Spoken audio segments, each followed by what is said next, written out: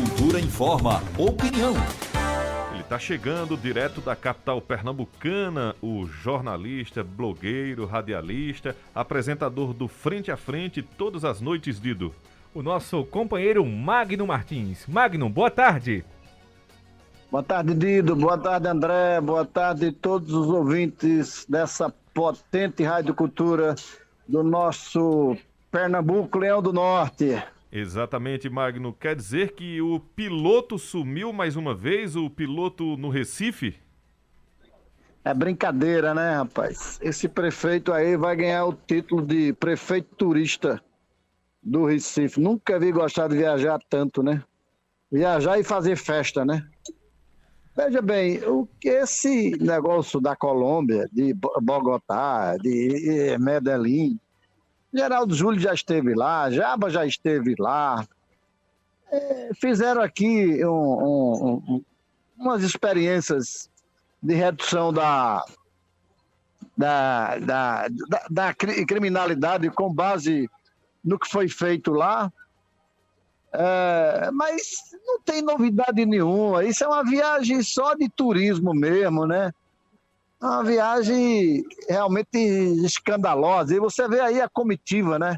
A estrondosa comitiva aí para gastar o meu dinheiro, o seu, do povo pernambucano.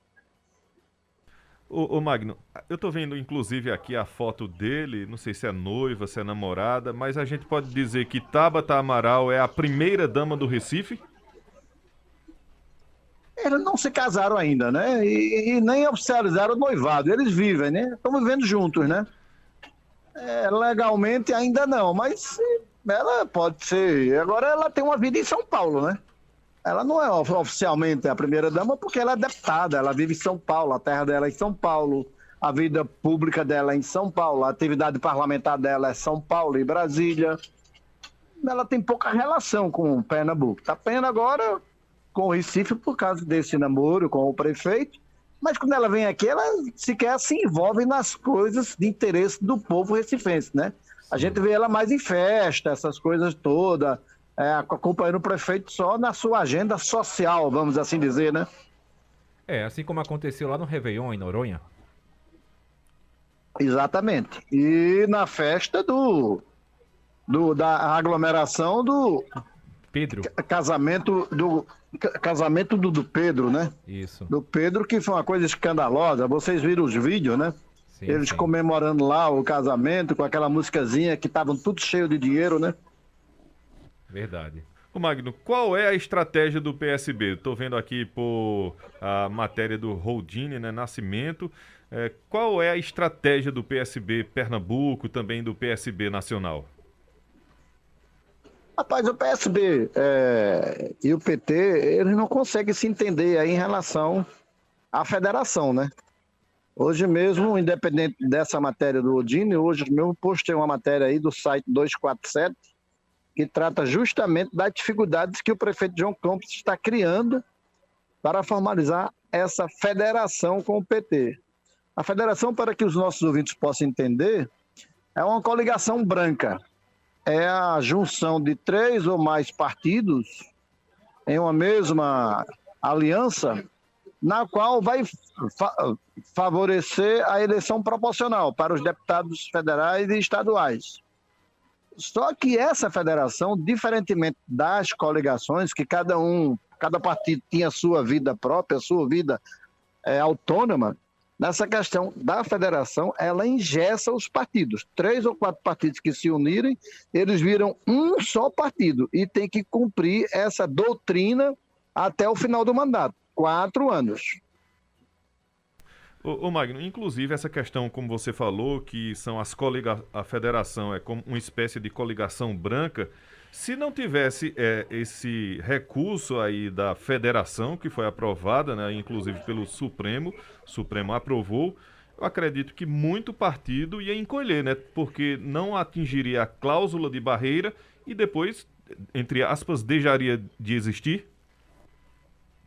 Exatamente. Além de não terem o fundo eleitoral, que você sabe que no Brasil hoje, teoricamente, está proibido o financiamento privado de eleições, tem que ser com recursos público, né?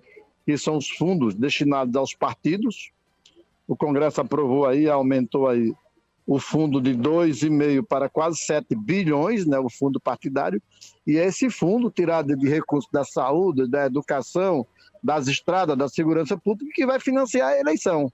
Então, os pequenos partidos não têm esse dinheiro, não contam com esse fundo partidário, que ele é distribuído de acordo com a representatividade parlamentar no Congresso. Então, quanto menor a representatividade, por exemplo, um partido que tem 2, 4, 5 deputados, ele tem pouco fundo eleitoral ou quase nenhum fundo eleitoral. Diferente dos grandes partidos, MDB, PSB, PT, que tem uma bancada muito grande, esses partidos realmente têm o maior fundo eleitoral. Você vê agora esse novo partido, a União Brasil, que está surgindo da fusão do DEM com o PSL, ele vai ter mais de 80 deputados e vai ter o maior fundo eleitoral de todos os partidos.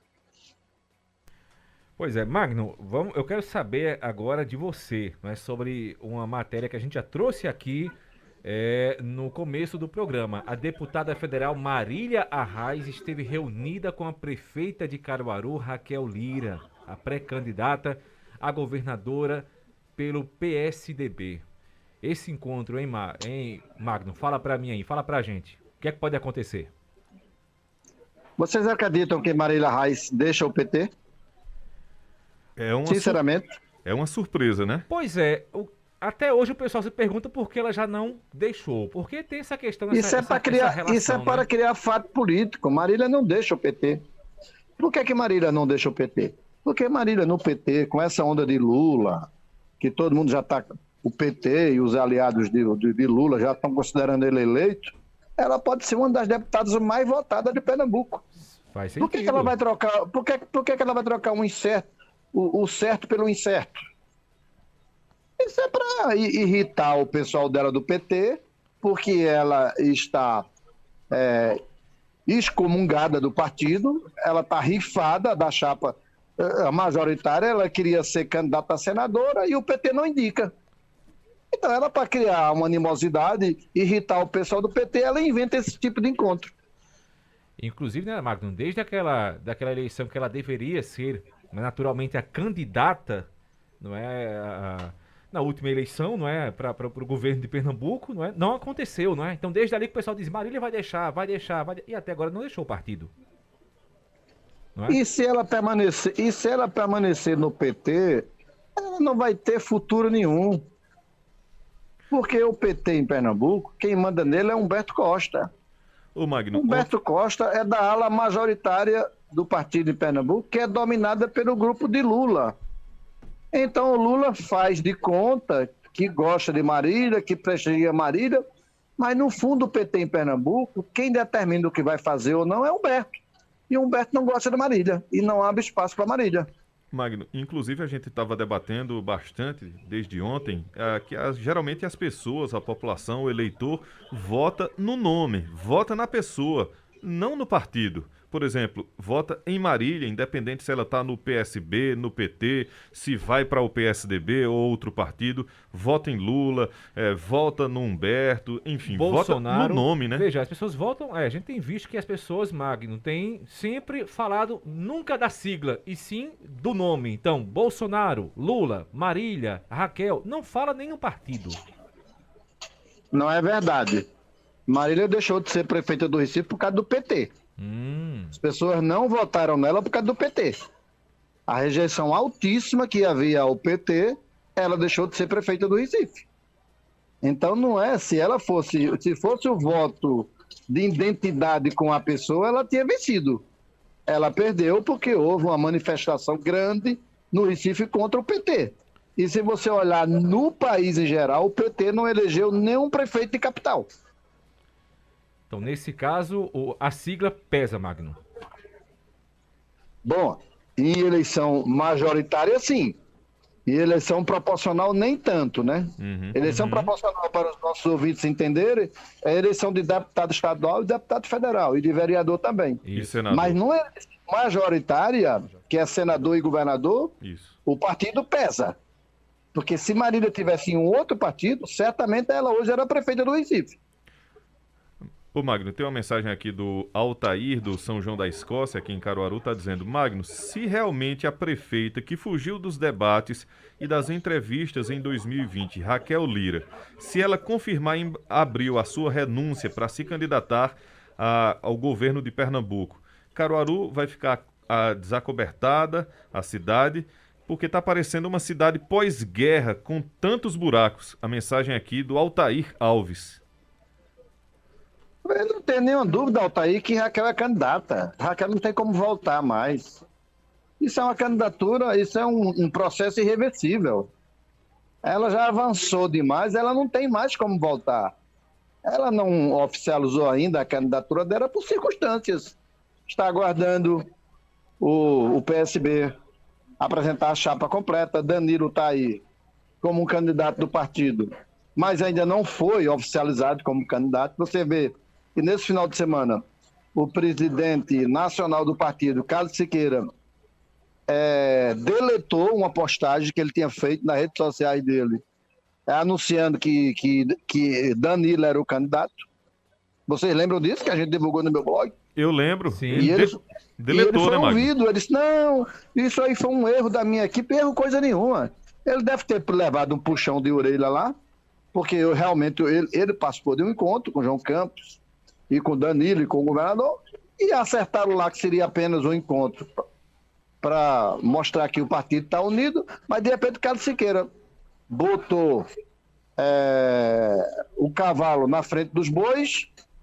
E como é o ditado que diz, né? O cavalo na frente dos bois, né? Isso. O carro. carro na frente dos bois. O carro na frente dos bois.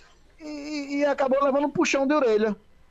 Que não era ele para anunciar que o candidato era Danilo. Quem está conduzindo o processo e vai fazer o processo e que tem autonomia para anunciar o candidato é o governador. Paulo Câmara. E não Carlos Siqueira. Pois é, o Sivonaldo de Itaquara está dizendo: tenho fontes seguras que Raquel Lira será candidata. Se eu fosse Raquel, não deixaria a prefeitura. Na opinião aqui do Sivonaldo. Não, eu não concordo com o Sivonaldo, não. Eu acho que Raquel é uma candidata competente, aliás, competitiva, tá? Por que eu digo que ela é uma candidata competitiva? Primeiro, ela é mulher. Ela está na região de Caruaru, no agreste pernambucano, que agrega aí um contingente aí de, no mínimo, 2 milhões de eleitores. Caruaru é uma cidade simbólica para o mundo inteiro.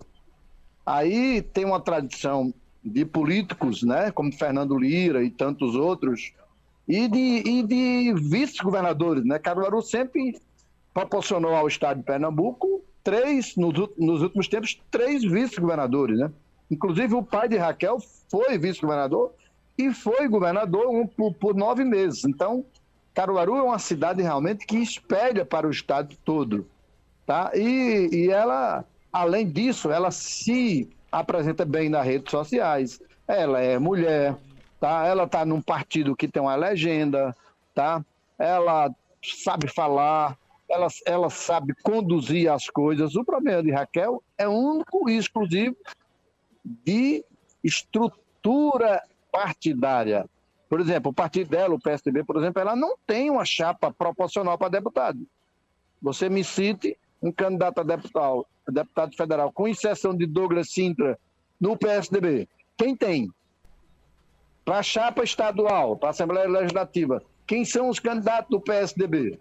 Entende? Então, se uma candidata a governadora, ela não tem uma chapa proporcional, que é o exército que vai pedir votos para ela. É muito então difícil. Ela vai ter dificuldade de se firmar como candidata a governadora. Ô Magno, o Rodrigo Melo do São Francisco pergunta: Magno, será que vai pesar contra Raquel ela ter contraído 2 empréstimos e ser acusada de deixar uma dívida milionária?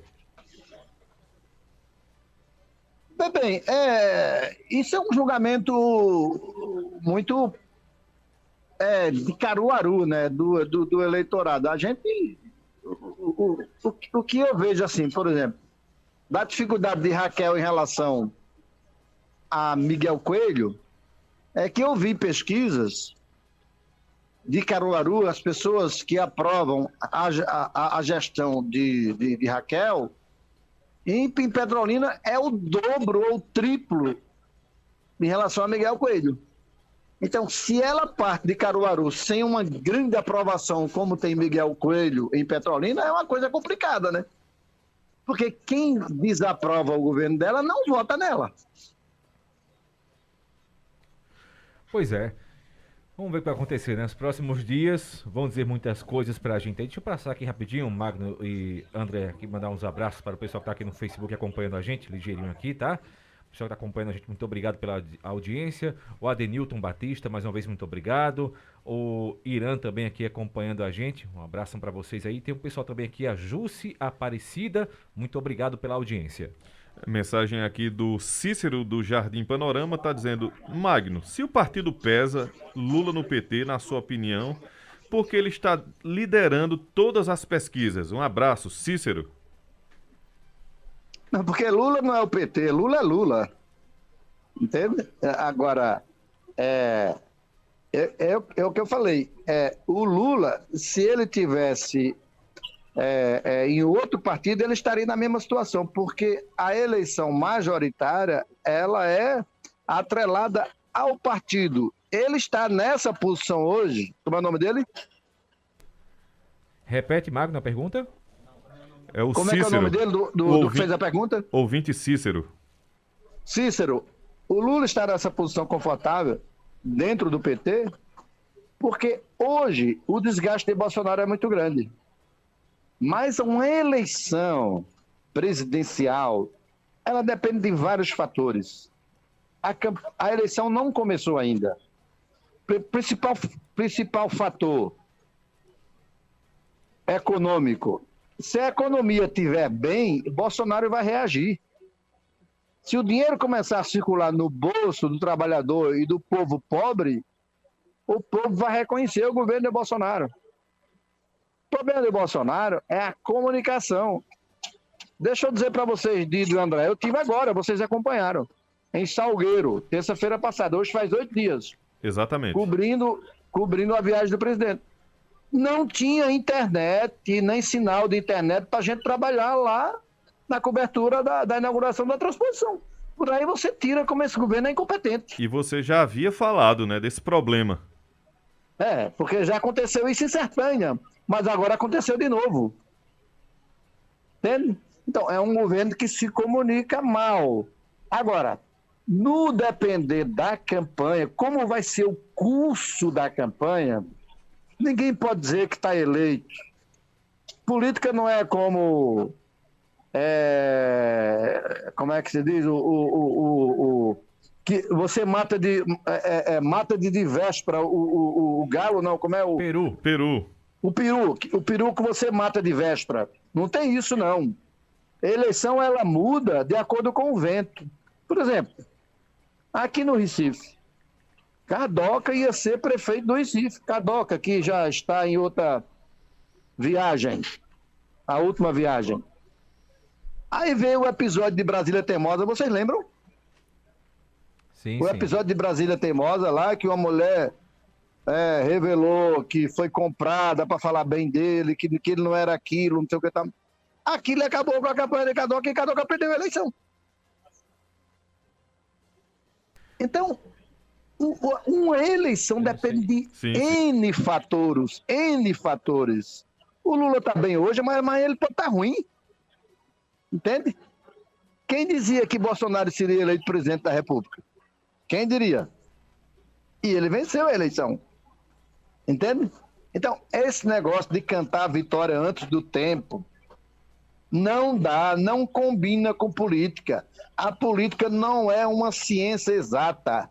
A política, ela muda de acordo com o vento, é uma fotografia. Você olha para as nuvens, a nuvem está numa posição hoje, agora, daqui a meia hora está em outra posição a nuvem. E a política é assim. Magno, muito obrigado pelos seus comentários nesta terça-feira. Boa tarde para você, forte abraço e a gente se encontra ouvindo mais tarde o Frente a Frente com Magno Martins. Grande abraço, Dido. Grande abraço, André. Grande abraço a todos os nossos ouvintes da cultura.